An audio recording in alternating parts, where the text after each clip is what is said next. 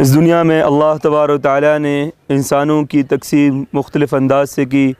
किसी को गरीब बनाया, किसी को फ़कीर बनाया, किसी को अमीर बनाया। या याम की गर्दिश है कि कभी उरूज, कभी ज़वाल है, कभी खुशियाँ, कभी गमी हैं।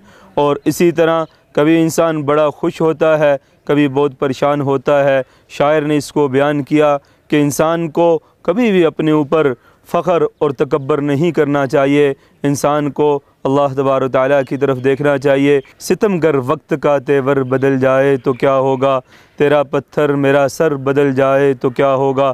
अमीरों कुछ न दो, ताने तो मत दो इन फ़कीरों को, ज़रा सोचो अगर मंज़र बदल जाए तो क्या होगा।